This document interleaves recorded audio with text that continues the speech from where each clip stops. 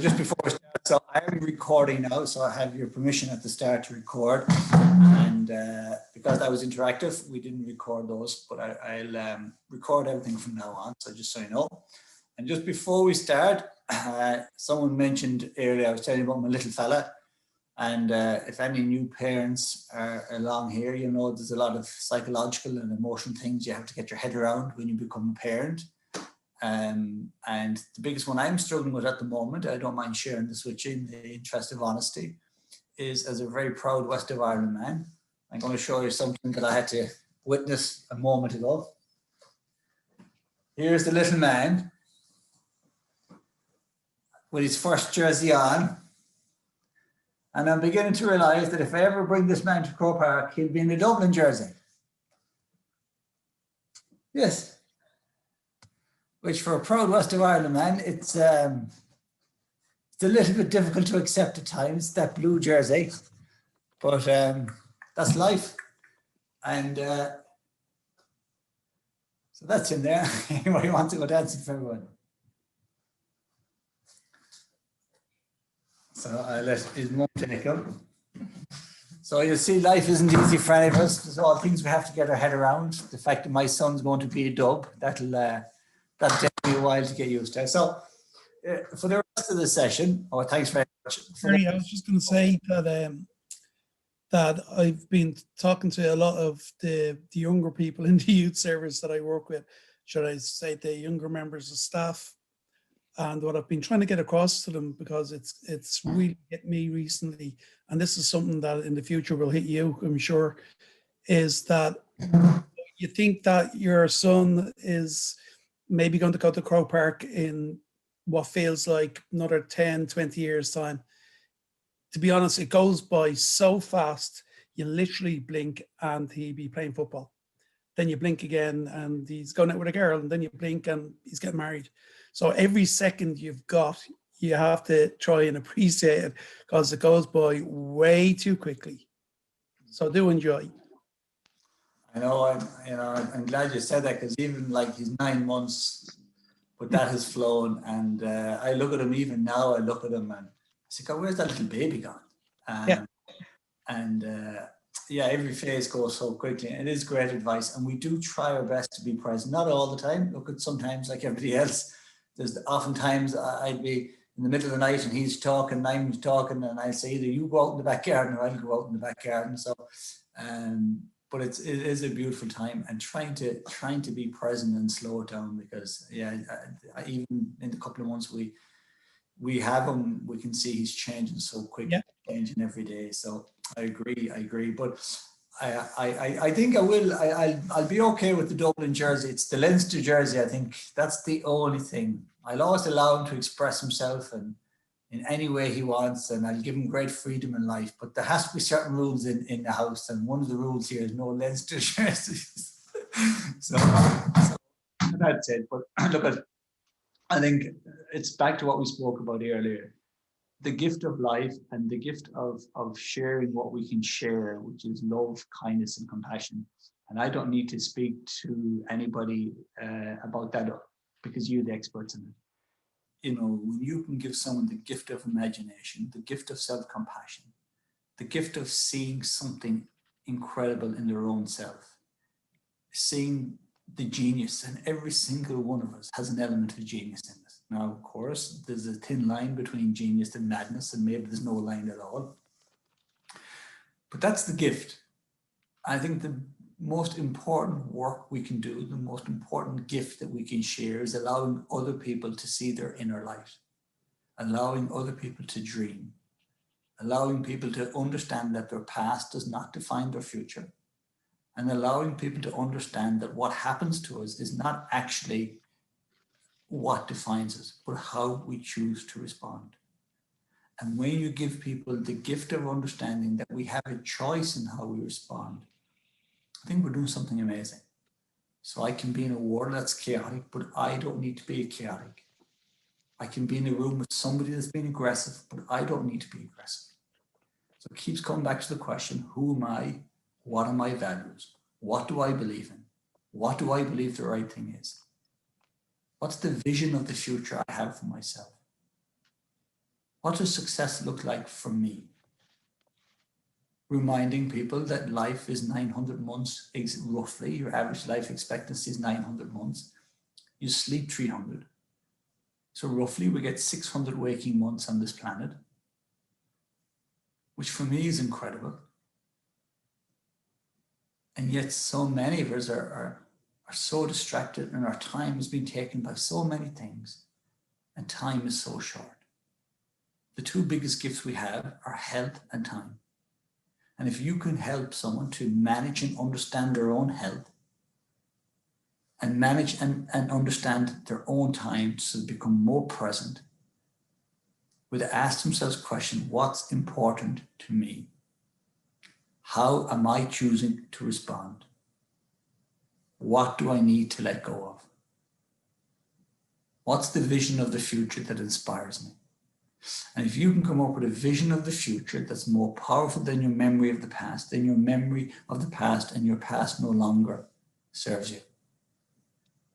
So for me, growing up with, one of the best questions I was ever asked was, if you could leave your past behind for 5 minutes, and if you had no past whatsoever, what would your future look like? And then if you really believed in yourself and you really loved yourself, what would you give yourself permission to do? And sometimes we try to create a future that is in some way limited by the past. And our future then is within the same limits of our past. So therefore our future is not too different from our past. Sometimes it's a lovely exercise to do, to say to someone, imagine if you just woke up this morning and you had absolutely no past, and you thought everything was possible. Who would you want to be? What's the life you dream of? And when we give people the gift of understanding that our future is not determined by our past, and that at any given moment when we change our thoughts and we change our emotions and we change our actions, now we're changing our future. So the future doesn't just happen. The future is being created by our thoughts and emotions, by the things we think about, the things we give our energy to. And even allowing people to understand, where are you giving your energy to? If you're still angry or annoyed about somebody, then you're giving your power to that person.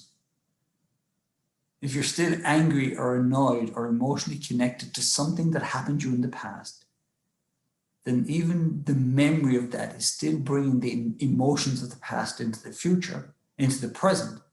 And the emotions are then triggering the same physiological, the same physiology, the same chemical response in the body now to when it was happening. So the body is still living within the same trauma as when it was actually happening.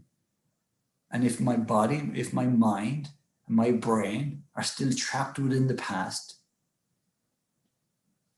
then I can't create a different future. So that's why when I say helping people to dream, helping people to let go of their past, giving the people the gift of understanding that you have a choice. The choice is, how am I choosing to respond? Who do I want to be? What's the reframing I need to do? What is it I need to let go of?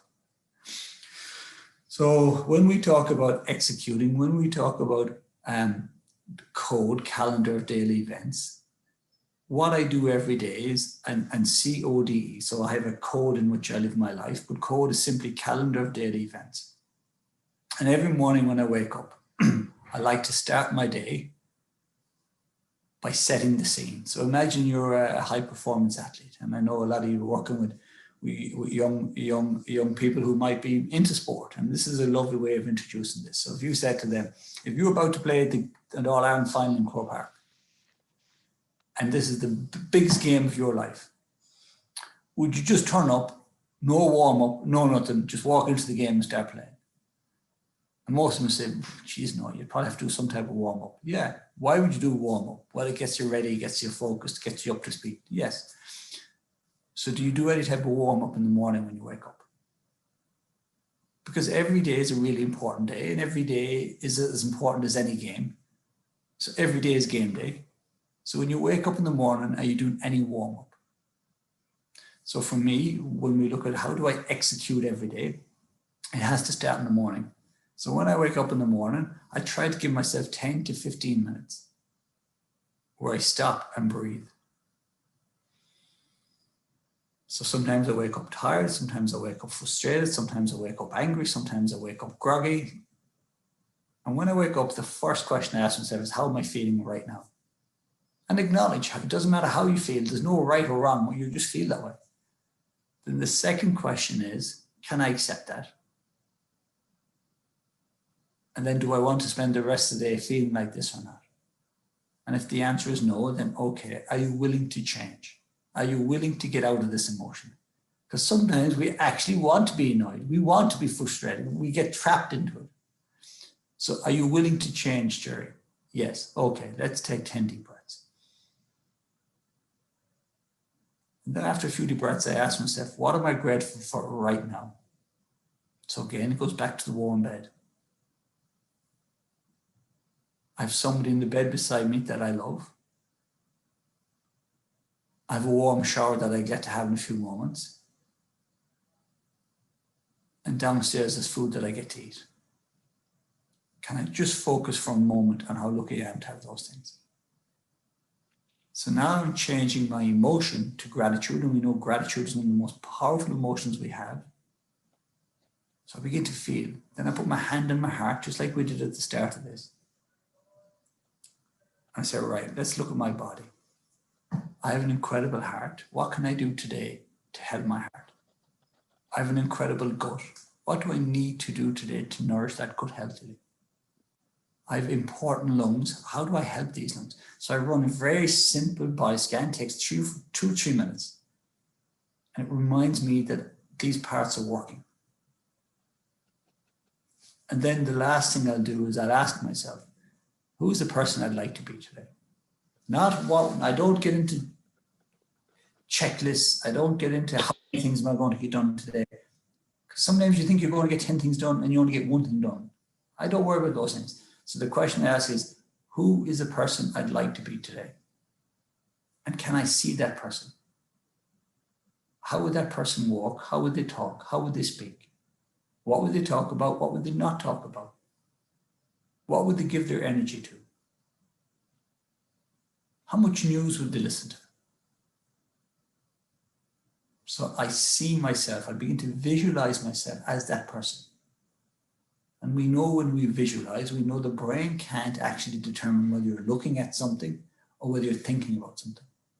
So now you begin to fire the pathways in the brain that are associated with that calm, confident, soft body language, that voice. I say, right, that's the person I want to be. Now, all of that, so I wake up, acknowledge what emotion I'm in, accept it. Then ask myself, would I like to change it? Can I give myself permission to change it? Taking the deep breaths, focusing on gratitude and the simple visualization. So there's 5 steps, takes no more than 15 minutes.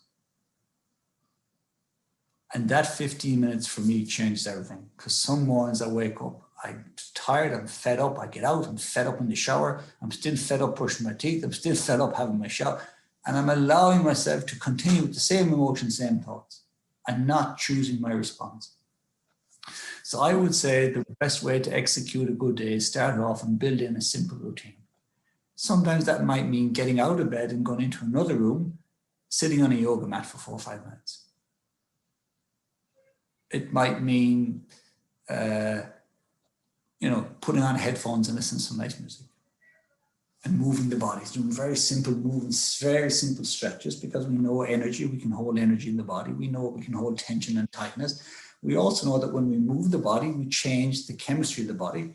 So simple movements, very simple. So 4 or 5 nice big, or even exercise like this where you push up, activates the body. So if I wake up in the morning, which I do sometimes, and I feel flat, I feel tired, I'll sit and my breathing looks like this. Very simple. If I wake up in the morning and I feel a little bit anxious and I need to calm down, then my breathing won't have that. It'll just be very simple breathing. So we have the ability to regulate ourselves. And then the shower is another great way. So most of us shower every day. We spend the time in the shower, and the shower could be 8 to 10 minutes. Now, the danger is sometimes when the shower, when our mind is racing and we're not even thinking. So become in the shower, always start off a shower by saying, thank God, or if you don't believe in God, thank the plumber, thank Mick the plumber for a great shower. Isn't it lovely to have a shower? Isn't it lovely to feel warm water hit my skin? Isn't it a gift that I get to do this? And then while you're in the shower, just breathe. So it's the same time. So now you're using the same time, but you're turning it into an exercise of calm, an exercise of gratitude, an exercise of presence. And then the last thing I would say is to finish. Some of you won't like me for saying this.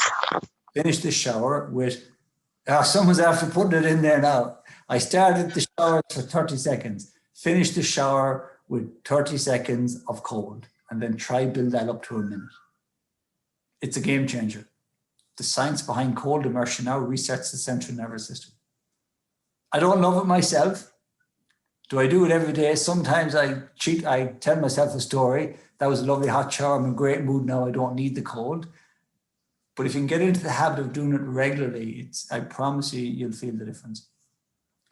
So now if you add that up, you've probably still only been awake a half an hour, but you spent 15 minutes preparing, going through your warm-up. You've had the same shower that you'd had, but it feels completely different.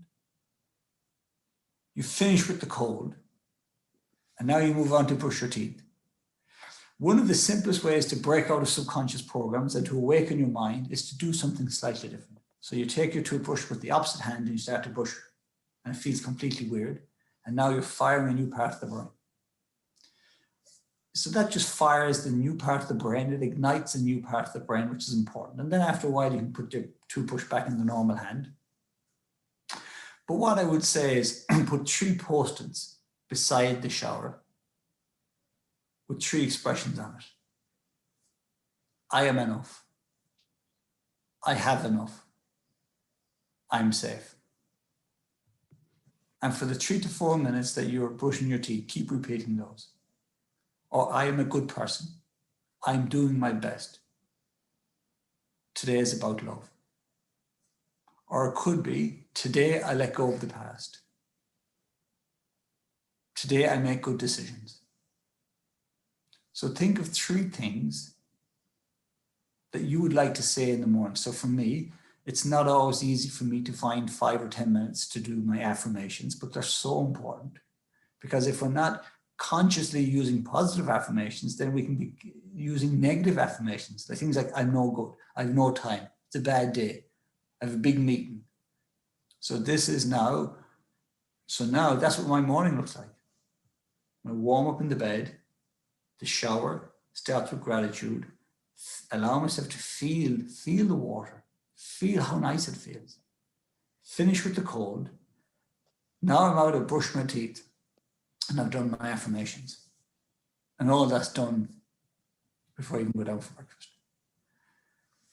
So that's the first part. Try building a good, healthy morning routine that involves positive affirmations, a little bit of visualizations and breath. And if you can add in the cold shower, perfect. Then the other. Barry, can I just ask, sorry there to interrupt. No problem. Do you do the affirmations out loud? No, probably in my head. I do them both. So I have a process where I do them out loud, but in the morning when I'm brushing my teeth, they're in my head. But I would say them, but I've been saying them for over 20 years now. And when I did start off, I was saying them out loud. So if you're starting, I would say try saying them out loud, because now you're hearing them as well as in your head. And we know when we hear something, it resonates different. So it is important to say them out loud to get going. But for me, in the morning when I'm brushing my teeth, no, I'm just saying them in my head, but I'm repeating them. So the next thing I want to say is your brain works in 90-minute cycles. Now, I know with work and kids, it's not always easy, but roughly we should be taking a break after every 90 minutes. Now, I don't mean a 2-hour lunch break after every 90 minutes. It could be literally a 3-minute break where we stop and breathe. It could be we'll go up and dance. Me, because I love boxing, I start to shadow box. And sometimes if you saw me between Zoom sessions, I'm up shadow boxing. I think I'm boxing Floyd Mayweather, get knocked out by my shadow, but I'm moving the body, I'm moving the mind, I'm having a bit of fun. It could be a simple yoga mat left beside. You get down, you do, a couple of yoga poses, couple of stretches, couple of breathing. So really what the brain needs is, it needs to change and rest every 90 minutes. If we don't take that break, then the brain starts to get fatigued. And eventually what the brain will do, once it's fatigued, it shuts down the prefrontal cortex, which is the part of the brain you need. It's the front thinking part of the brain. So try to build in simple 3 to 4 minute rests every 90 minutes, where you get up, you walk, you stretch, you move, you breathe. The third thing I think is add in water. Become more aware of the amount of water you drink. How much, it depends really, but most of us should be drinking 2 to 3 liters a day. So become more aware. So the simplest way is get in hot water and lemon in the morning before you have your breakfast or coffee. If you have a pint of hot water and lemon, the lemon and the heat gets your digestive enzymes going. So it's a great way of getting the water in. And then have a bottle, a simple bottle, and that you know what's in it. So if it's a liter bottle, you're saying, I'm going to get 3 of those in the day. Now don't just slug it back and say, I'll get it all in at once here, because that you'll just go to the bathroom quicker. So you sip the water throughout the day. So then that's really as simple as my day routines are. And then the last routine is at nighttime. So think about 2 hours before I want to be asleep. Can I come off my phone? Can I make sure I'm not eating too late? Certainly around caffeine, no caffeine in my system. And when I go to bed then, what do I need to do to help myself relax? So I said, forget about the sleep, focus on rest. Do I need to write a letter to someone? Do I need to write down little things like, what did I learn today? What about myself did I learn today? What am I proud of today? Sometimes we go to bed and we've had a list of, we did 10 things in the day. We did 9 exceptionally well. 1 didn't go so well. And that's the only one we're thinking about. We have this habit of constantly focusing on what we didn't do well, the one we didn't get done. So at night time, reframe that and say, well, this is what I did get done. And I'm really proud to get that done. So there's simply for me, that's my code, calendar of daily events. My day is kind of in the middle of all those things. It could be different sessions. That could be, doing a session with you guys, and my next call might be with someone that's, after losing their child. It could be, so the mixture of my day is very unpredictable at times. When I have a one-to-one session, as you know more than me, very often within 2 seconds of the session start, it's gone in a completely different direction than what I expected. So my day can be very unpredictable. When you're dealing with human beings, that's the nature. When you're dealing with trauma and you're dealing with emotions, it can be unpredictable. So I don't worry about that, but I need to be agile. I need to be present. And in order for me to hold good space for those people, in order for me to connect emotionally with those people, I need to be present. And in order for me to be able to do that, I need to make sure that those little routines that I spoke about, I have in place. So it's like a skeleton. So I know how my day starts. I know every 90 minutes I take a little rest, and I know how my day ends. Now, I can't control really what happens in the middle of my day. But if I can control those elements of the day, I know when the unpredictable stuff happens, I'll be calmer, I'll be more present, I'll be a better friend, I'll make better decisions. So each and every one of us should have simple things embedded in different parts of our day that anchor us.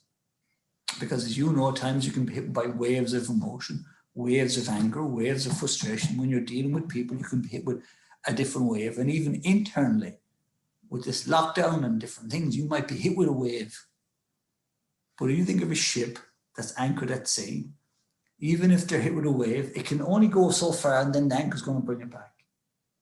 So if you have something in the morning and something throughout the day and something at the night that anchors you, then even if you are hit with a wave of emotion during the day, that anchor process is going to bring you back. And that's for me, that's what mental fitness is about. No matter how mentally fit you are, you're going to feel sad, you're going to feel anxious, you're going to feel angry, you're going to get caught up in negativity. But people who don't practice mental fitness, don't practice mindfulness, don't practice self-awareness, they won't even know they're caught up in it, and they'll just spend the rest of the day in that state of mind. People that are aware, people that are mentally fit, can catch themselves quickly and say, stop. You've now become negative. This sounds like someone that's ungrateful. This sounds like someone that's stuck to the past, and I can change it. So I hope that helps. When we talk about execution, it's executing those little things. It's building simple habits into our life each and every day that anchor us in the morning, anchor us throughout the day, anchor us in the evening. And when you look at your code, calendar of daily events, find out what works for you. Find out what type of meditation works for you, what type of exercise. Don't be just following something that somebody else is doing.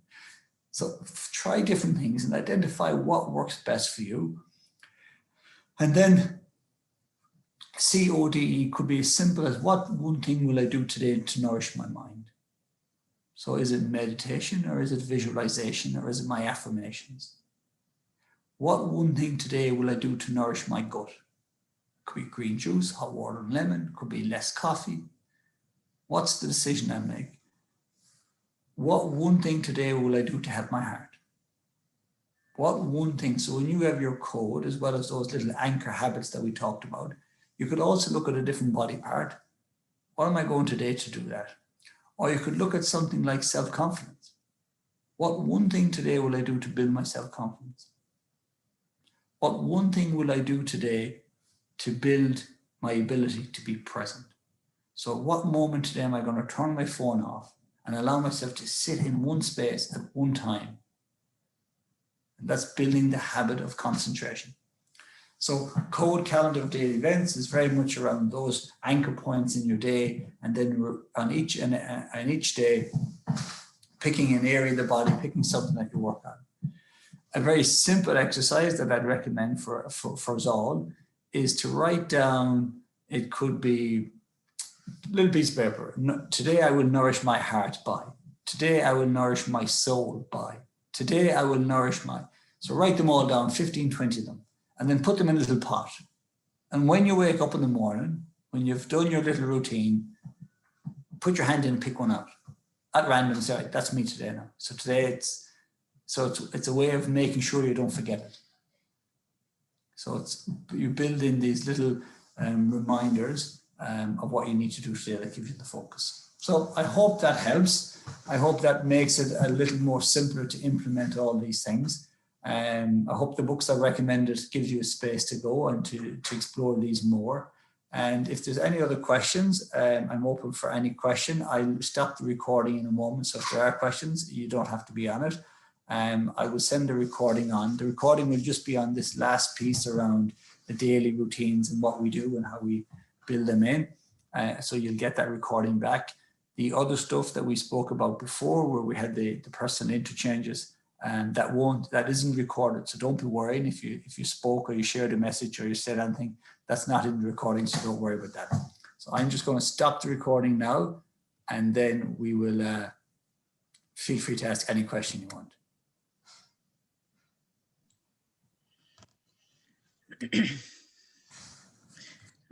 Jerry, I found